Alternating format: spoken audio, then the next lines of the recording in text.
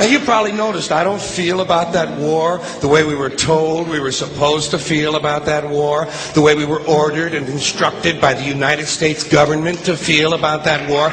You see, I tell you, my mind doesn't work that way. I got this real moron thing I do. It's called thinking. And I'm not a very good American because I like to form my own opinions. I don't just roll over when I'm told to. Sad to say, most Americans just roll over on command. Not me.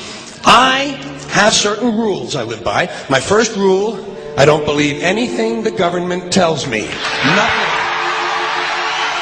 Zero. Nope.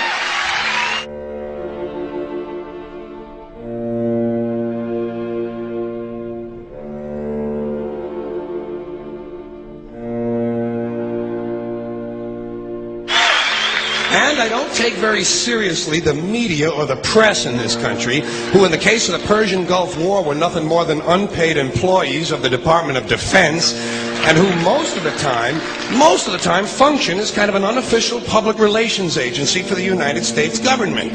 So I don't listen to them, I don't really believe in my country, and I gotta tell you folks, I don't get all choked up about yellow ribbons and American flags.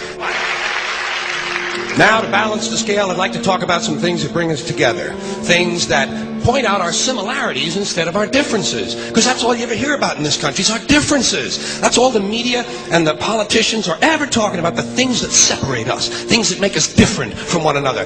That's the way the ruling class operates in any society. They try to divide the rest of the people. They keep the lower and the middle classes fighting with each other so that they, the rich, can run off with all the fucking money. Fairly simple thing, happens to work. You know, anything different, that's what they're going to talk about. Race, religion, ethnic and national background, jobs, income, education, social status, sexuality, anything you can do, keep us fighting with each other so that they can keep going to the bank. You know how I describe the economic and social classes in this country? The upper class keeps all of the money, pays none of the taxes. The middle class pays all of the taxes, does all of the work.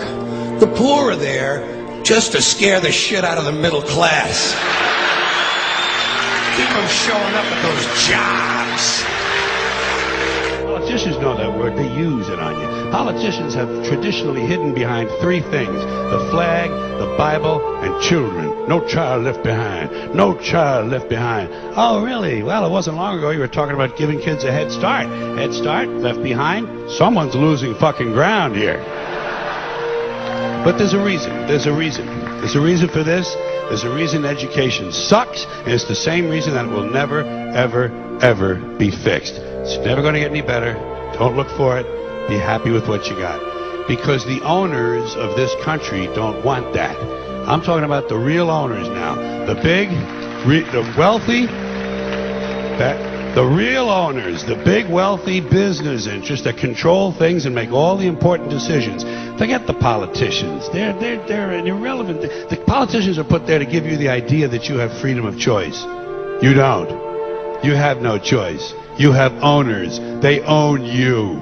They own everything. They own all the important land. They own and control the corporations. They've long since bought and paid for the Senate, the Congress, the state houses, the city halls. They got the judges in their back pockets, and they own all the big all the big media companies. So they control just about all of the news and information you get to hear. They got you by the balls.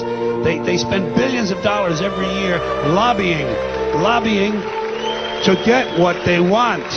Well, we know what they want. They want more for themselves and less for everybody else. But I'll tell you what they don't want. They don't want a population of citizens capable of critical thinking. They don't want well-informed, well-educated people capable of critical thinking. They're not interested in that. That doesn't help them. That's against their interest. That's right. You know something? They don't want people who are smart enough to sit around the kitchen table and figure out how badly they're getting fucked by a system that threw them overboard 30 fucking years ago. They don't want that. You know what they want? They want obedient workers. Obedient workers. People who are just smart enough to run the machines and do the paperwork, and just dumb enough to passively accept all these increasingly shittier jobs with the lower pay, the longer hours, the reduced benefits, the end of overtime, and the vanishing pension that disappears the minute you go to collect it. And now they're coming for your Social Security money. They want your fucking retirement money. They want it back. so they can give it to their criminal friends on Wall Street. And you know something? They'll get it. They'll get it all from you sooner or later, because they own this fucking place. It's a big club, and you ain't in it. You and I are not in the big club.